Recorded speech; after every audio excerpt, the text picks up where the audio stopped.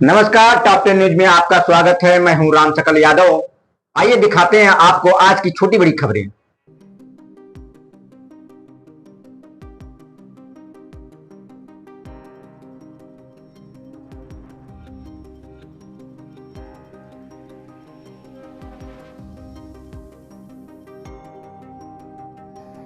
रोजगार की तलाश, बेहतर जिंदगी का सपना और अपनों को एक अच्छी सी लाइफ देने की चाहत। लेकिन किसे पता था कि 7 समंदर पार का ये सपना एक ऐसा दुख स्वप्न में बदल जाएगा जहां से वापसी सिर्फ एक बंद ताबूत में होगी।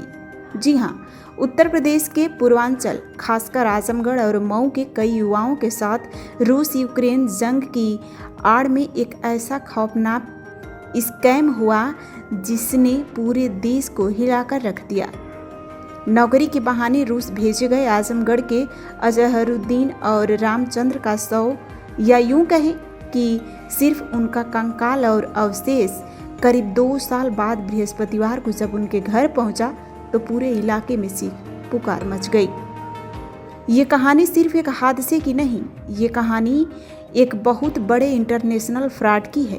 जनवरी 2024 में मऊ के एक एजेंट विनोद यादव और उसके साथियों ने इन युवाओं को गार्ड और हेल्पर की नौकरी का झांसा देकर मोटी सैलरी का लालच देकर उन्हें रूस ले गए। लेकिन वहां पहुंचते ही इनके पासपोर्ट छीन लिए गए, इन्हें जबरन मिलिट्री की ट्रेनिंग दी गई और सीधे रूस यूक्रेन बॉर्डर पर मौत के मुंह में धकेल दिया गया। घायल होकर वापस लौटे राकेश और ब्रिजेश की आप बीती ने पहले ही इस खौफनाक सच से पर्दा उठाया था, लेकिन कई युवा लापता थे। आजमगढ़ के गुलामी का पूरा रहने वाला अजहरुद्दीन भी उसी लापता युवाओं में से एक थे। अजहरुद्दीन का सुराग लगाने के लिए उनके भाई अजीमुद्दीन ने अपने सऊदी अरब की नौकरी तक छोड़ दी। दिल्ली में एजेंसी से लेकर रूस की सड़कों तक खाक छानी। यूक्रेन के बॉर्डर पर अनगिनत लाशें बिछी थी जिनमें अपनों को पहचानना नामुमकिन था। आखिरकार भारत सरकार की मदद और रूस में हुए DNA टेस्ट के बाद अजहरुद्दीन के अवशेषों की शिनाख्त हो सकी। तहसीलदार सगड़ी विवेकानंद की देखरेख में वाराणसी एयरपोर्ट से इन अवशेषों को आजमगढ़ लाया गया। इस पूरे दर्दनाक और बड़े लेवल के फ्रॉड पर मृतक अजहरुद्दीन के जीजा अबू बकर का क्या कहना है कि यह बहुत बड़े लेवल का फ्रॉड है। एजेंटों और बड़ी बड़ी एजेंसियों द्वारा यह फ्रॉड पूरे भारत में किया गया है। बहुत सारे गरीब लोग इसकी चपेट में हैं। हमारे साले के बारे में जब हम लोगों ने रसिया में पता लगाया तो वहाँ बहुत सारी डेड बॉडीज पड़ी हुई थी जो रूस और यूक्रेन वार में मारे गए लोग थे। यहाँ पहचान पाना बड़ा मुश्किल था कि अजहरुद्दीन की डेड बॉडी कौन सी है। इसके बाद रूस की सरकार से DNA के सैंपल मांगे गए। वहाँ से सैंपल भेजे जाने के बाद वहाँ जांच हुई और DNA मैच किया। तब जाकर आज 2 साल बाद अजहरुद्दीन का अवशेष आजमगढ़ लाया जा सका। हमारी सरकार से मांग है कि दोषियों पर सख्त कार्रवाई हो और हमारे भाई की जो भी सैलरी या बकाया फंसा है उसे परिवार को दिलाया जाए। अजहरुद्दीन और रामचंद्र के घर वाले आज इंसाफ मांग रहे हैं। कन्हैया यादव, श्याम सुंदर और सुनील यादव पहले ही इस जंग की भेंट चढ़ चुके हैं, जबकि विनोद, जोगेंद्र, अरविंद समेत कई और युवाओं का भी अभी कुछ पता नहीं है। सवाल यह है कि चंद पैसों के लालच में हमारे देश के युवाओं को मौत के सौदागरों के हवाले करने वाले इन फ्रॉड एजेंटों पर आखिर कब शिकंजा कसा जाएगा और जो मासूम अभी भी वहाँ फंसे हैं वो वतन वापस कब लौटेंगे। अपना परिचय दे दीजिए, क्या लगते हैं आप? हम उनके बड़े जीजा हैं। क्या नाम आपका है? अबू बकर। कहाँ रहते हैं? हम तो बाहर सऊदी रहते थे, अभी घर पे हैं। अच्छा, आप लोगों को इनके डेथ की सूचना कैसे मिली और जानकारी कब हुई? डेथ की सूचना तो काफ़ी टाइम तक जो मिसिंग कहा गया, तो मिसिंग में है लड़का। ये बड़े साले हमारे हैं, उनके बड़े भाई हैं। ये रसिया इंक्वायरी करने गए लोग, और भी तकरीबन 10-12 ग्रुप था, कुछ पंजाबी बच्चे थे, उनके घर के गार्जियन थे। तो सारे लोग जो 1 महीने के लिए गए वहाँ पता करने के लिए। तो वहाँ जब अपना डॉक्यूमेंट्स वगैरह सबका लेके गए तो आर्मी कैंप पे पहुँचे। वहाँ इंडियन एम्बेसी के द्वारा जो है सूचना दी गई कि आप कैंप पे जाके जो है इसकी जानकारी लो। वहाँ लोग गए तो डॉक्यूमेंट्स वगैरह उन्होंने चेक किया अपने सिस्टम में, तो कहे कि हाँ ये हमारे मिलिट्री सर्विस में है, ऐसी कोई बात नहीं है, लेकिन अभी मिसिंग है, कहाँ है, कैसे हैं, इसके बारे में हम कुछ नहीं बता सकते। और जैसे कुछ हम लोगों को जानकारी में आएगा तो आप लोगों को रिपोर्ट की जाएगी। तो काफ़ी समय के बाद यही चल रहा था, यहाँ से मेल वगैरह जो है भेजा जा रहा था। PMO ऑफिस है, फिर रसिया एम्बेसी अपने दिल्ली है, वहाँ भी जो है डॉक्यूमेंट्स वगैरह जहाँ जैसे आवश्यकता होती तो भेजा जा रहा था। तो ये DNA रिपोर्ट वगैरह फिर उन्होंने डिमांड किया कि DNA रिपोर्ट घर की भेजी जाए। तो कुछ बॉडी पड़ी हुई हैं, उनसे मैच किया जाएगा, काफ़ी सारी बॉडी पड़ी है। तो यहाँ से DNA रिपोर्ट जो है गई तो उसमें फिर मैच हुआ। तो आज जो है 3 बॉडी आई है रसिया से, जिसमें से एक इनकी है, हमारे साले की, एक और रामचंद्र करके लड़का इधर देवारे का है, और एक बनारस का अगल बगल का कोई लड़का था। ये 3 बॉडी वो रसिया से आई है। तो ये कब गए थे? हमको जहाँ तक याद आ रहा है कि मई 2024 में गए, साथ गए थे। नहीं 2024 ये जनवरी में ही गए थे। तो जैसे एक बहुत बड़ा स्कैम फ्रॉड हुआ एजेंट द्वारा, जो वीजे वगैरह का काम करते हैं एजेंट, बहुत बड़ा इंडिया लेवल का स्कैम हुआ है। काफ़ी कई हज़ार बच्चे जो है इस जाल में फंस चुके हैं।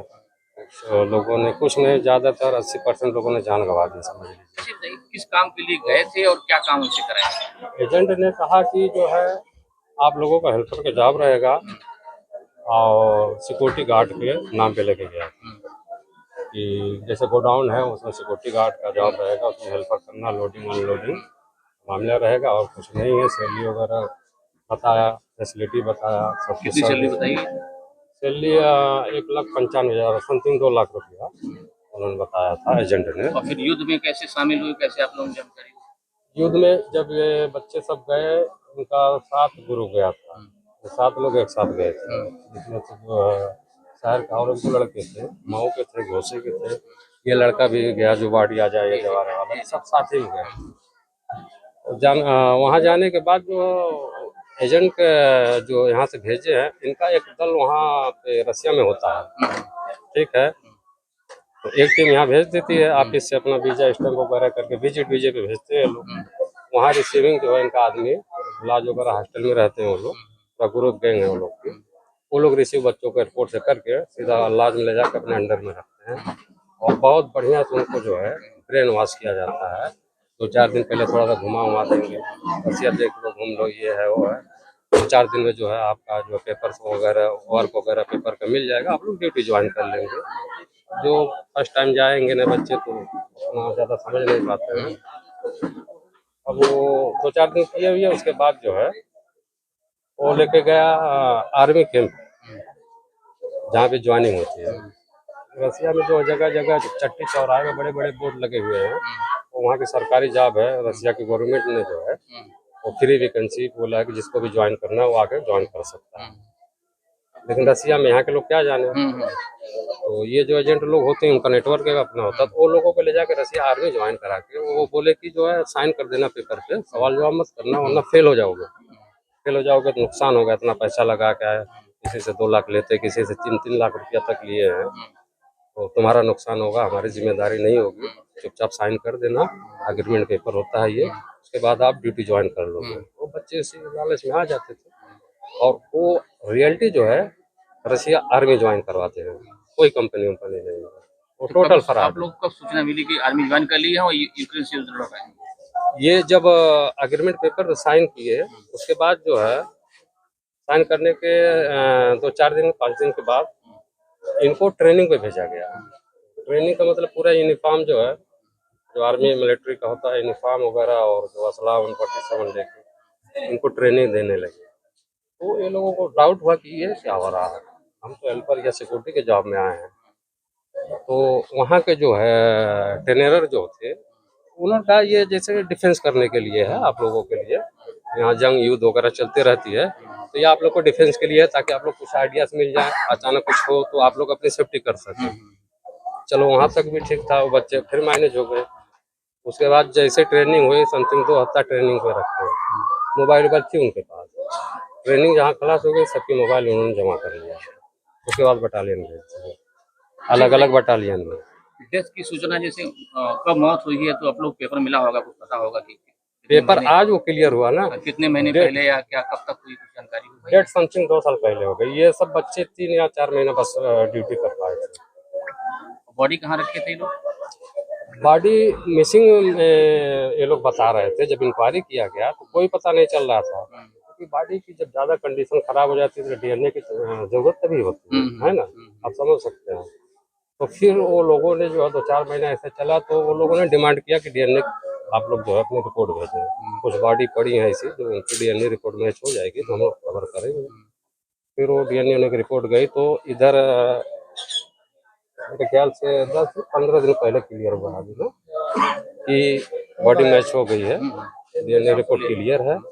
हालांकि नाम बनाम क्लियर है, 2-4 दिन 5 दिन बॉडी में। तो सरकारी मंगवाई होगी। हाँ, बॉडी का जो चार्ज है जो है वो सब वो सरकारी खर्चे से हुआ है। संस्कार कब करना है, कहाँ करना है? अब वो कल जुमे का दिन है, तो जुमे की नमाज ही है, जामतुर रशाद नमाज पढ़ के बहुत बड़ी क्षति है परिवार के लिए, कैसे इसको मैनेज किया जाएगा? और क्योंकि और लड़के हैं, वो बता रहे हैं आप वो भी एक्सपायर कर चुके हैं, जिनके साथ गए वो 3 लड़के होंगे जैसे। बता रहे हैं हमने, जितने भी, यही नहीं जो ऑल इंडिया का हम बता रहे हैं, ये स्कीम हुआ जितने लोग जिसमें गए हैं, ये आर्मी ज्वाइनिंग जो उन्होंने कर लिया है, वो 80-85% मान के चलिए वो बच्चे एक्सपायर होंगे। 10-15% बच्चे होंगे जो बच्चे होंगे। ठीक, चूँकि वहाँ का सिस्टम बहुत दूसरा है, वो फ्रंट पे रखते हैं और अपनी आर्मी को बैक में रखते हैं। तो जो फ्रंट में रहेगा वार पहले उसी को होगा।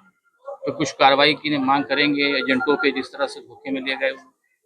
नहीं, वो तो मांग हो रही है, क्लेम किया गया हम लोग और आगे भी क्लेम करेंगे। उसमें जो है वो एजेंट वगैरह पे भी हुआ है क्लेम, तो कुछ 2-3 फरारी काट रहे हैं, उसमें से इधर उधर गायब हो गए हैं। एक है टच में, थोड़ा आ रहा है, उसका लोकेशन ट्रेस हो रहा है। वो लोगों को तो बहुत मुश्किल है छोड़ना, क्योंकि बहुत बड़ी दुखद की बात है ना, ये बहुत बड़ी घटना। रुपया पैसा जाता कोई मुश्किल नहीं है, आदमी एडजस्ट कर लेता है, लेकिन जान चली गई बहुत बड़ी बात, कोई भरपाई नहीं। इसको कहाँ समझौता कोई करेगा। तो जहाँ तक होगा उनको छोड़ा नहीं जाएगा। कोशिश ये रहेगी भारत सरकार से, हमारे देश गवर्नमेंट से भी यही कहना होगा, ऐसे लोगों को जो है जितना जल्दी हो सके उनकी गिरफ्तारी हो, उसके साथ साथ उनकी सजा हो, ताकि जो बच्चे इस स्कैम से बच सके। कि जानलेवा खतरा है ये, माली खतरा नहीं, जानलेवा भी है। जैसे कि बॉडी के साथ जो है पोस्टमार्टम रिपोर्ट है, डेथ सर्टिफिकेट है, और डेथ सर्टिफिकेट के हिसाब से 2 साल हो गया इस बार। और जो बॉडी कंडीशन क्या है अभी फिलहाल? बॉडी कंडीशन तो बिल्कुल ठीक नहीं है।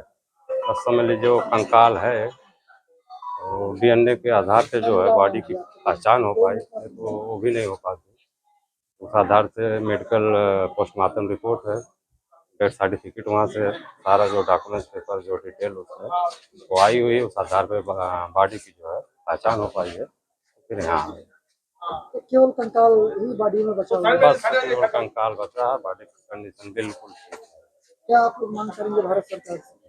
भारत सरकार से मांग का मतलब ये है कि वहाँ रशिया गवर्नमेंट, भारत सरकार जो है बात करके जो भी है इनका लीगली एग्रीमेंट के हिसाब से, क्योंकि ऑन ड्यूटी एक्सपायर हुए हैं ये, जो इनका बनता है हक हकूक या जो मुआवजा जिसको कहें, तो भारत सरकार रशिया गवर्नमेंट से बात करके उनके परिवार वालों को वो चीज़ उनका जो है दिलवा दे। लोग ये भी बता रहे थे कि जो बॉडी आई है केवल वर्दी पहने हुए हैं और शूज है और बॉडी में कुछ बचा नहीं। हाँ, वर्दी पहने हुए नहीं है, वो यूनिफॉर्म जो है बॉडी के ऊपर ऐसे उनका है, बैच नंबर वगैरह जो होता है वो है, और बॉडी अपना जो है उसमें केमिकल मसाला वगैरह करके जो वहाँ होता है प्रोसीजर, उस हिसाब से बॉडी बिल्कुल जो है कंकाल मान के चलिए। हाँ, अपना थोड़ा नाम परिचय बता दीजिए क्या? अजीमुद्दीन नाम मेरा है। दो साल से मैं अपने जो भाई के जो चक्कर में अपना काम भी जो छोड़ के जो चला आया मैं दुबई से, तो रूस जो है जा करके जो आया हूँ मैं, सारा उसका जो पेपर वेपर सब कुछ जो है करके आया हूँ मैं। मेरी बहुत मेहनत से ये जो बॉडी आई है। और 2 कब साल गए थे ये, और क्या बता के इनको ले जाया गया था? वो सिक्योरिटी के काम में, वो सिक्योरिटी के काम में बोल करके। तो जो आप लोगों का सहयोग रहा, क्या भारत सरकार ने कभी कोई सहयोग किया कि आप लोग व्यक्तिगत रूप से सहयोग करके ले आए बॉडी, कैसे क्या? नहीं, ये बॉडी तो ये सरकार की जो मदद से आई है। और मैं जो है गया था रूस, तो वो अपने जो है उससे मेरे जो है। क्या कहेंगे सरकार से, क्या मांग करना चाहेंगे? सरकार से मांग है मेरी कि मतलब जो भी मेरे भाई का को सैलरी नहीं मिली अभी तक, और जो भी जो है अभी तक नहीं मिला है, वो सब जो है वो प्रोवाइड करे मिले मुझे अभी तक। और एजेंट पे क्या कार्रवाई? एजेंट ऊपर तो ज्यादा कर सकते, क्योंकि मतलब ये मैं समझता हूँ बहुत बड़ा स्कैम है ये। बहुत कितने लोग और फंसे होंगे अभी? बहुत लोग फंसे, मतलब जो देखा हूँ ना जाके आया जब आप हूँ। रसिया गए थे तो आजमगढ़ से परिवार से और को भी गया था आपके साथ, कि अकेले ही गए थे? 3 लोग थे हम लोग, जगदीप भाई और एक लोग और थे। और तीनों के परिवार में डेथ हो चुकी है। सारे लोगों की हो गई है, सारे लोगों को हमें था पता, लेकिन हम जो नहीं बोले। इसलिए बहुत सी ये बातें अभी जो है, अभी एकदम सुबह से हम जो है गए थे, अभी बहुत सी बातें अभी जो परिवार पे क्या हाँ, सही बात है। लेकिन ये है कि ना तो सैलरी मिली, ना तो किसी तरह का कोई हेल्प, कुछ भी नहीं। सर्वोदय पब्लिक स्कूल आजमगढ़ में आपका स्वागत है, जहां हर दिन एक नई शुरुआत होती है। यहाँ आपके बच्चे की अच्छी शिक्षा और बेहतर भविष्य के लिए नई शिक्षा नीति 2020 के अनुरूप पाठ्यक्रम है और इससे जुड़ी सभी सुविधाएं उपलब्ध हैं। यहाँ sports, horse riding, dance classes जैसी यूजफुल एक्टिविटीज तो होती ही हैं, साथ ही लाइब्रेरी, म्यूजिक और आर्ट एंड क्राफ्ट के थ्रू भी बच्चों की क्रिएटिविटी को स्पेशली बढ़ावा दिया जाता है। बच्चों को तकनीकी दुनिया से जोड़े रखने के लिए स्मार्ट क्लासेस, रोबोटिक्स और कंप्यूटर लैब्स उपलब्ध हैं। छोटे बच्चों के लिए अलग से प्ले सेट एरिया है और एक्टिविटी रूम की व्यवस्था है। सर्वोदय स्कूल में बड़ी क्रिकेट एकेडमी के साथ ही हेल्थ और वेलफेयर क्लब भी है, जहां पर बच्चों को सेहतमंद और खुश रखने की पूरी कोशिश की जाती है। 6th क्लास से गर्ल्स के लिए सेपरेट क्लासेस और बिल्कुल सुरक्षित स्कूल बस सर्विसेज, वो भी GPS के साथ सभी रूट्स के